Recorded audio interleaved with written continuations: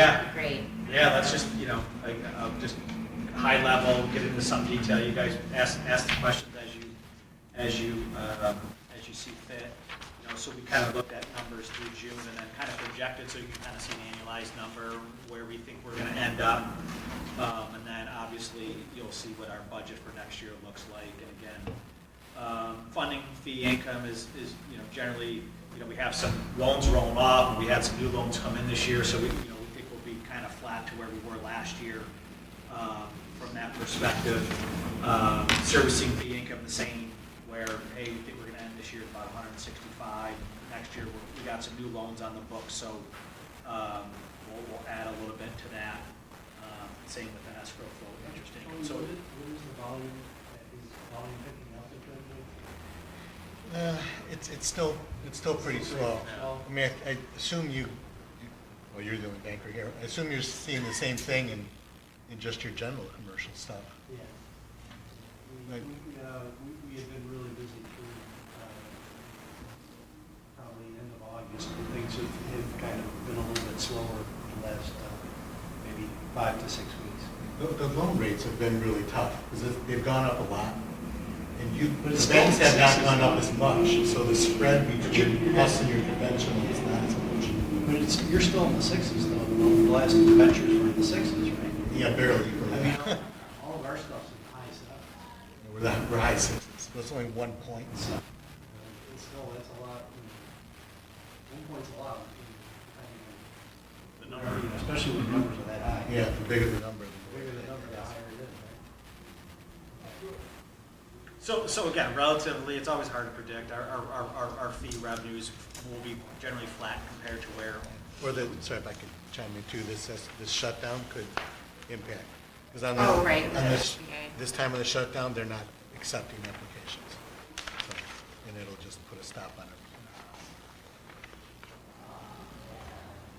What's that shutdown look like? What is that talk track? Well, it was going to happen right at the end of September 30th. They did a 45-day, which got McCarthy ousted. Got it. So right now, there's no speaker, so they can't even do anything. And it sounds like, for some reason, that group of Republicans with Getz, whatever, don't Crazy. seem to want Just it to call them happen what they are. unless they get bigger concessions on other items. Got it. So yes, obviously there's a lot of variables with any budget that we do, and we do this in October. We have to get into the pairs and all that other stuff. So we'll see how that goes. Interest income, again, there's really two big variables that we're talking about here: is our excess cash, where we think we're going to be, and what that rate's going to be. Currently, we're about 2.4 million. Let's just round numbers. That's kind of what we've invested into T-bills. And five and change. We just had our first maturity yesterday, Tuesday, and then we just re-upped. So we're kind of estimating similar excess cash to 2.4 million at a rate of 4.5–5% next year that we're going to earn, and that gets us to about $100,000. But your guess is as good as mine on that, depending on where our cash falls and what those rates do. Interest on our IDC loans, that's based on our current portfolio. Interest income on the micro loans. Greg, for a minute, what is the interest on the T-bills? They range from 5.07, or again, different maturities have different rates. Between 5 and 6. Yeah, 5 and 5.28 or something is the highest. I don't have that right with me, but we just bought yesterday that matures in April of 2025, and the yield is 5.18. So not bad. I mean, again, as we think that the whole point of the laddering is, if rates go down, we're still getting 5.18, and over the next 15 months. So it obviously varies based on those maturities. I think when we report that, we should blow a trumpet before we say it. Really, I mean, Yeah. because we were just having our money just laying around in the banks. Getting And, nothing for we it. weren't doing what we were supposed to do with it. So I really do think that we should lay on that point in terms of this is what we're getting, but we're also looking to see if we can get something even better. But at least we're getting a yield and a pretty good return. The income that we're gonna generate from the micro loan program, obviously that's based on the number of the loans that we do, and, you know, Tony put some numbers together on that. I don't know if you want to speak to what that looks like, but I think there was, you know, we anticipated 25 loans this year, 20 next year, and again, obviously, and varying times throughout the year, what that interest looks like, and the number that we calculated was about $112,000.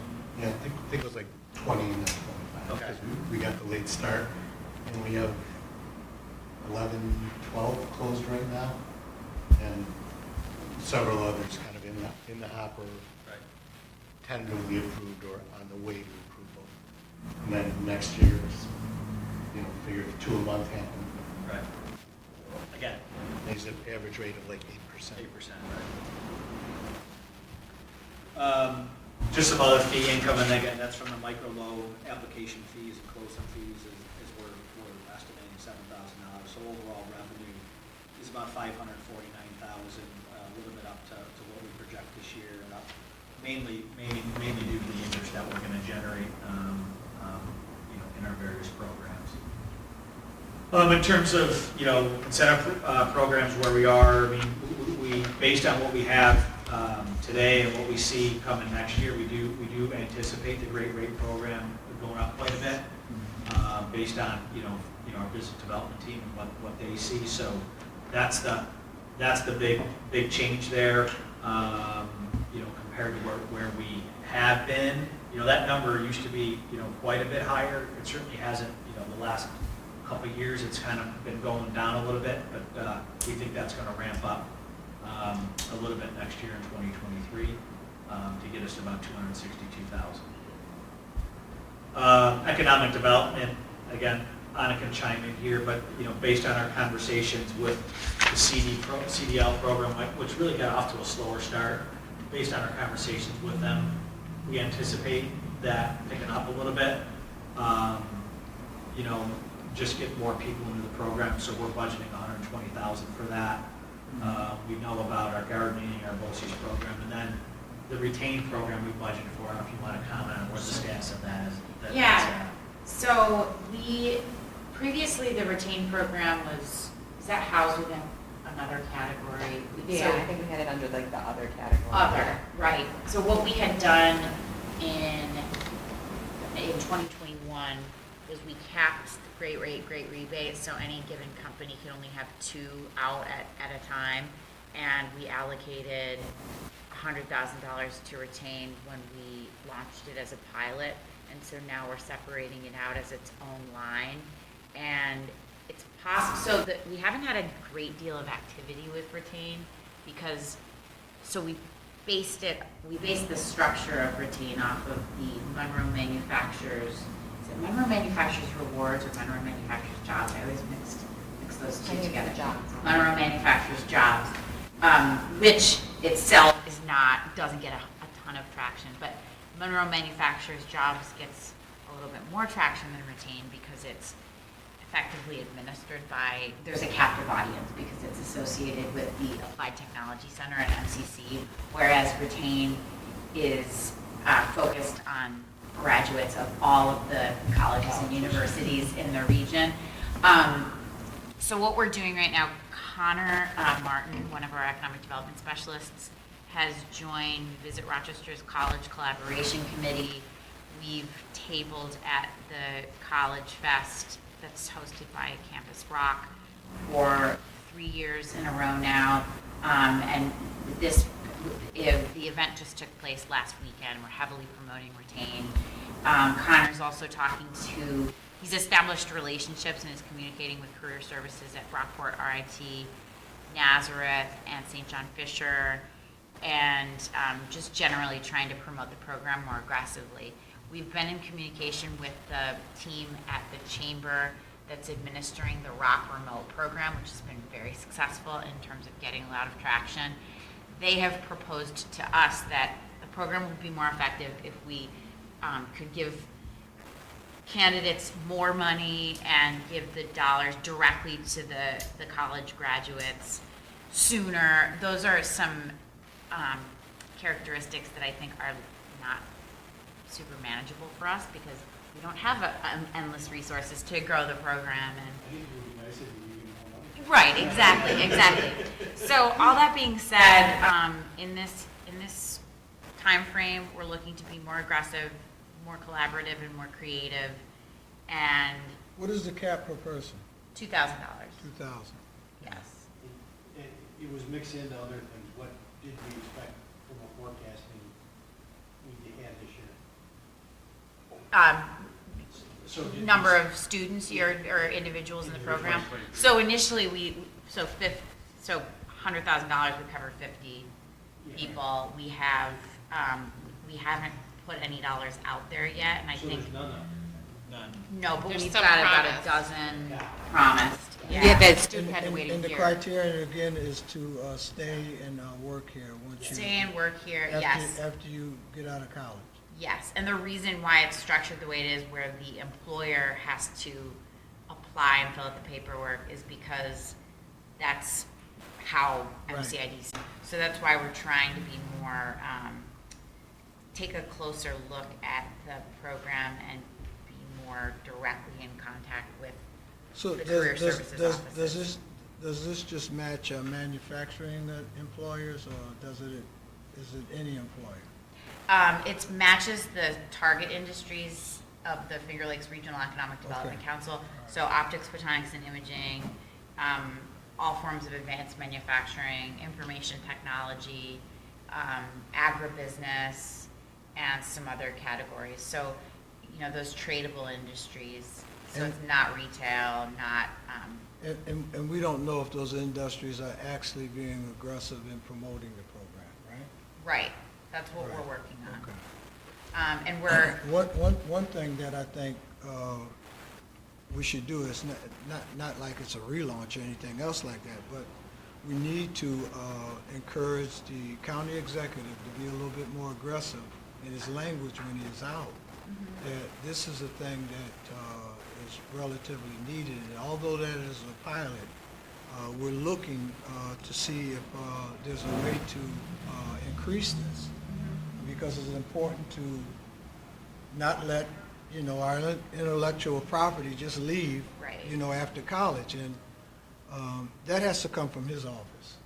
yeah, and I'm going to talk to them about that, because another reason why we've separated it out as its own line is because of the possibility, the option to partner with, whether it's Rock 2025, Right. Chamber, another entity to administer the program for us, so that we can take off those handcuffs around the dollars only go to the employer, and then the employer has to then give them to, we have bureaucratic requirements that we have to abide by that perhaps another organization might You not. think it would be better if the money just went right to the person? Probably. I don't see that. I don't know. I mean, I don't see that. there's also the possibility that, we want to keep the person here, the I talent. give you $2,000 they and could then go you from- wind up in New Florida. Mexico somewhere. Oh, yeah, that's fair. That's a fair point. But we want the money to go to the person because we want the person to stay here. We don't necessarily want we don't care if the person works at 3 different companies Right. while they're here Right. for a year or two after graduation. We'd like for them to just be here working. But I don't know. There's a lot of nuance that we want to explore, and Well, it's a pilot, so the thing is that you document everything, and then you look at it, and as you review it, you can know what to add and what to take out. right. So what's Connor doing? Is he, like, are these job fairs where Tim, so those are the connections he's trying to make? Yes, so RIT, the University of Rochester, NAS, Fisher, Brockport, they all have career services offices. They all do job fairs at a pretty regular clip. And there are Monroe County-based employers that have relationships with those career services offices, and he's trying to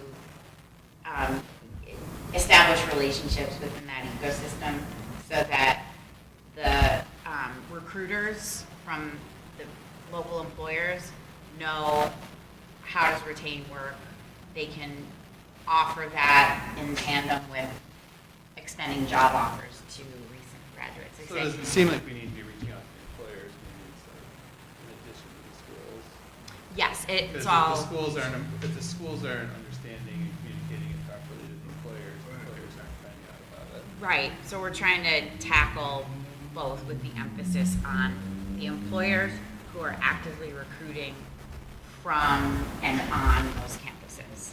So you look at, Bonadio, for example, recruits from Fisher's accounting program, I would assume. Well, we recruit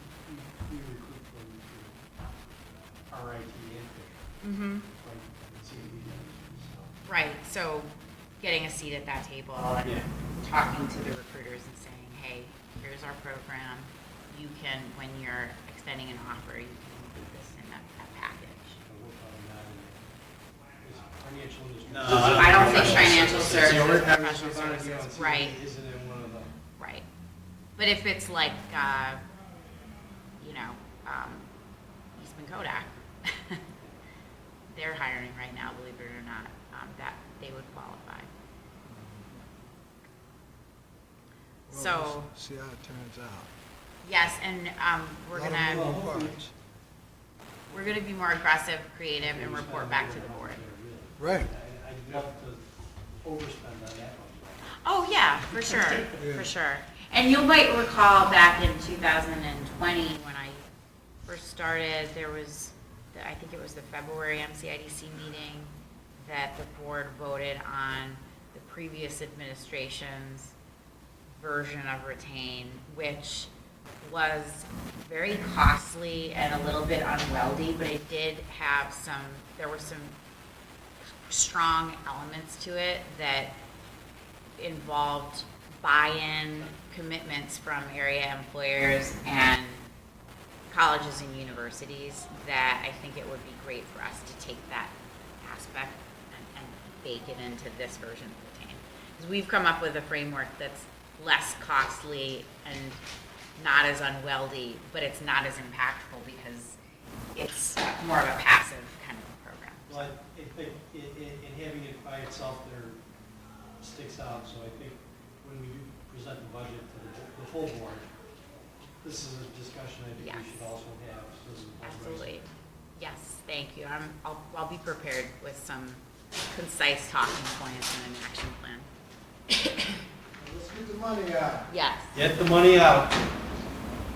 So again, I would just, to summarize the economic development, we're gonna probably, add, a little over 200,000 this year. Obviously, we budgeted a lot more, which was retained, which was CDL, but again, we look to kick that back in a year in 2024.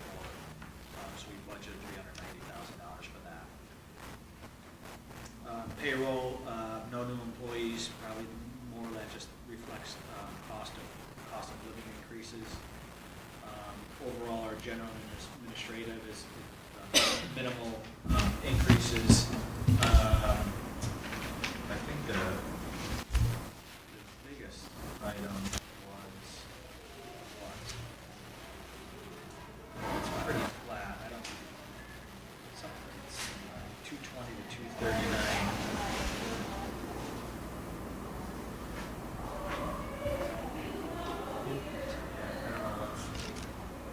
Doesn't seem right from that. Sorry, so legal fees are, Yeah, legal fees are going, I'm just looking at. that's a separate item on this one. Oh, because we budgeted legal, okay, I got you. That's the biggest thing, is we That's the budgeted, biggest change. budgeted legal fees to nothing this year, so. Ask Barry, can he go down on that? He's on the phone. Yeah, again, as you can see from where we budget and where our numbers are, as we've talked about at numerous meetings, we don't just spend it to spend it, because we have it budgeted, obviously, certainly overall, so,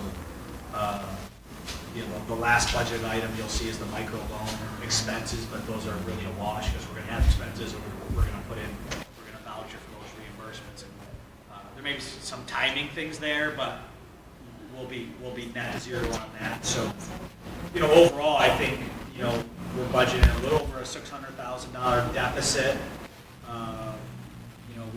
We do anticipate this year being about half of where we thought we were going to be in terms of our projected loss versus our projected budget. We do also have, a bond that's out there that The timing of that bond, I mean, it could hit this year and put us to probably a $300,000 surplus, or it goes into next year, we basically break even. Right. Right. Also, too, I think there's another prospect of charter school project that Barry has brought to our attention that we could see the application before the year is over. Ridgeway is beautiful. Oh, yeah. I didn't see that. That's great, I gotta drive by. So overall budget is, like I said, the deficit is about $600,000. I think I actually also heard that U of R might be doing something else.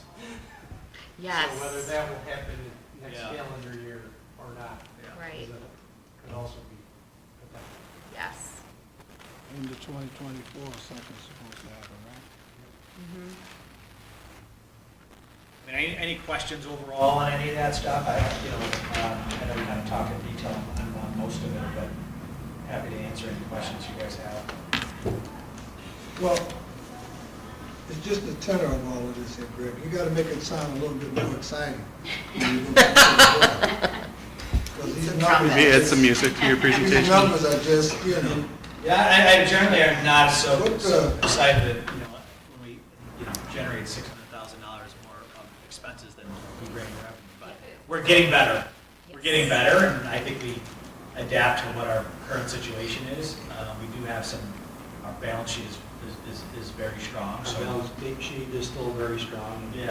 And after that bond closes, it'll be stronger. So. Yeah, right. So I mean, I think that's probably a point that whether it closes this year or early next year. Well, yeah, I think that when we're going through that, we highlighted that in the revenue. yeah, that's the crescendo I mean, right there. That's the big point of all this.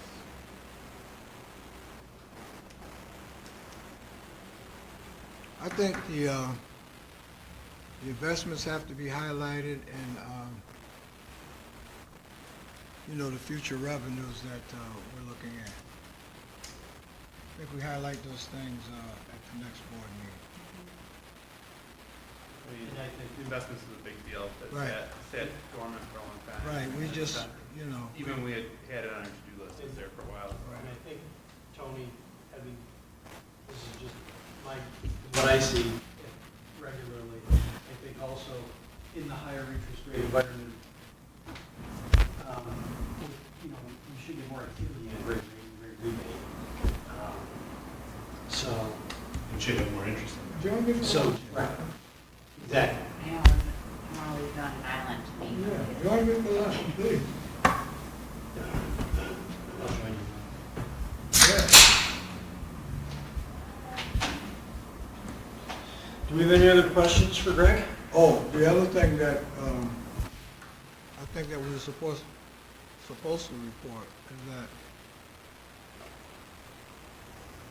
you're supposed to identify where all of our money is at. That, I think, is the next on the report. Oh, okay, I'm sorry. Yeah, like, where? What banks are still, Clear what where are banks still some? and what ones haven't been closed that might be closed. We talked about that at the last board meeting, that's number 4. And so before we get to that, I'd like to get a motion to approve presenting the proposed budget to the board. I'll move. Second. All in favor? Aye. Thank you.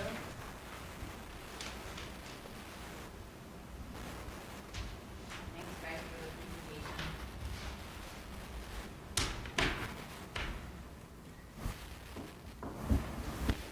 So who's going to do the next one? I think among all the accounts are closed except for a couple of these. We're waiting for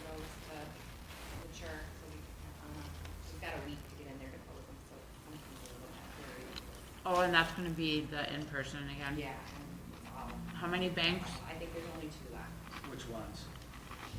Because we did 2 last month, I just don't know. We had Cast Isle and Key Bank Yeah, I think so. and GRB and G. I don't know. Okay. I think it's GRB's one of them. Okay. Because it's whatever, there's a branch on Hinton Road. Yeah, that's right, they're only. Yeah. They have- That was why I think they're roughly 60,000 each. It's not like it's Yeah. a whole heck of a lot, but. We probably have a schedule to pass out at the board meeting Right. with what's still open and when Yeah. when So- those mature. So That's- there's 2 of those that represent, let's call it 120,000. The rest of our operating cash is with M&T. Yep. Which is about, let's call it another 1.5 million, and that includes the, not PPAC, no, not microloan stuff and everything else, right? So that's where that sits, 1.5. And then the investments is, something different, which represents about 2.4 million. And that's obviously by T-bills. So we'll be, Can we get kind of a spreadsheet, Craig, that tells us all that, so that here's how much, I know their ladder, just, kind of the Yeah. breakdown. I have it. I got it. I got a report. It's through Wilmington Trust, right? So M&T, so I have that. We can pass that around Put that in the board package. Yeah, if you want. I think that makes sense. I think Yeah. people are Well, looking you for. share a responsibility, it's good for us to review that. Mm-hmm. The banks that we were at and now the ones that are closed, and just where we're at.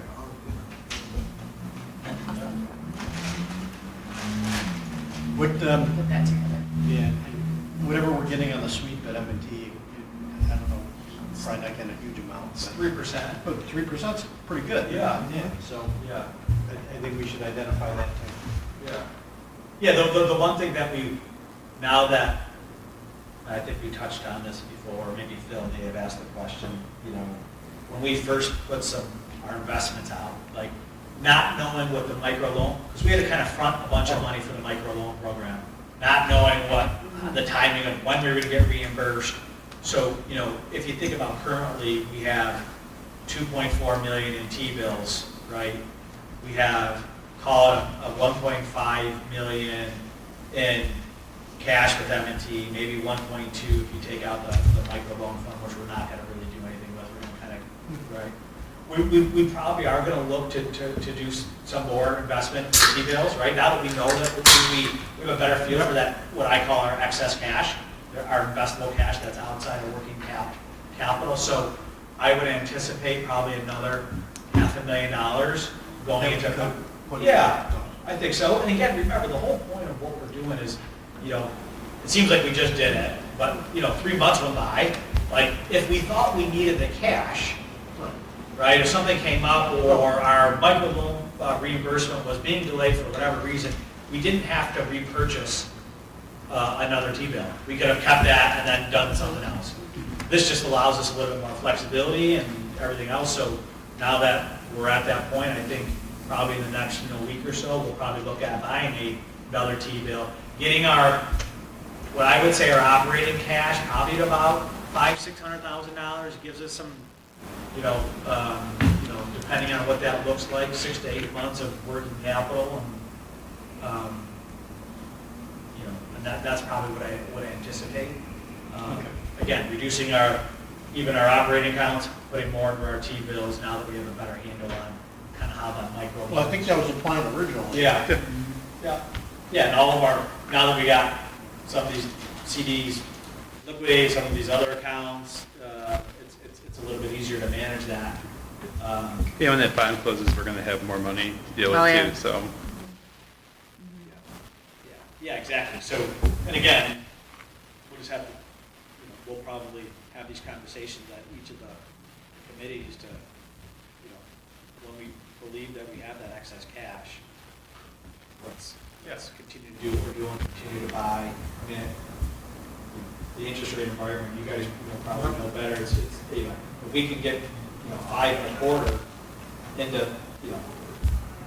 I don't know, into 2025, I don't have a crystal ball, but it seems like it's, I know there's some, a bunch of the banks are planning on rolling out some heavy advertising on some big rates because all of us are feeling the pinch on the deposit side. right.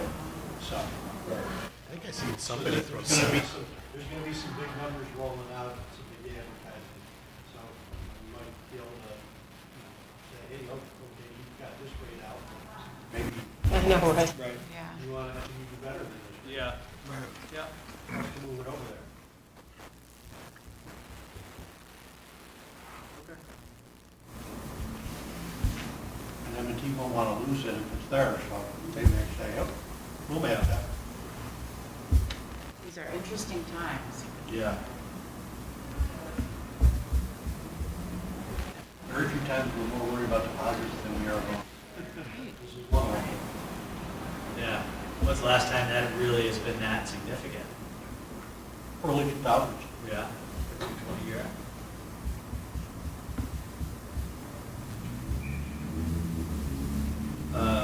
That was one of the reasons that,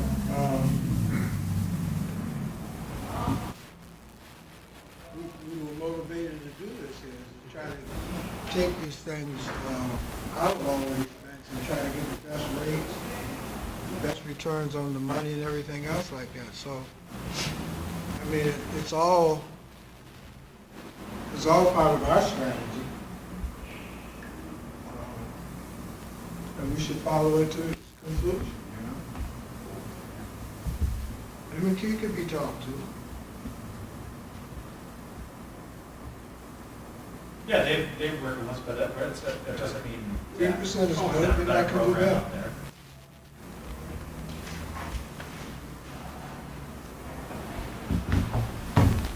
Definitely prepare that for the We meeting. are. Just look what we budgeted for interest income and what we projected. So much different. Yeah. We prepared a pretty good strategy and it's working out, you know? Mm-hmm. That's why I'm saying that you should take a minute to,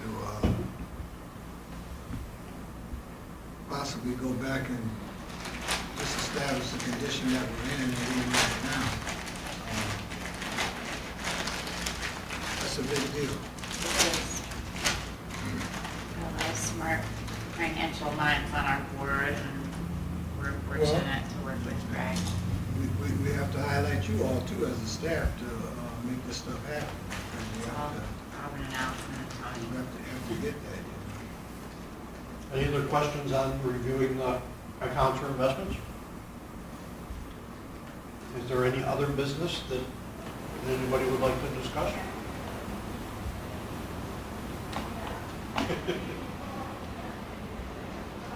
All right, if none of that, can I get a motion to adjourn? So, no. Can I get a second? Second. All in favor?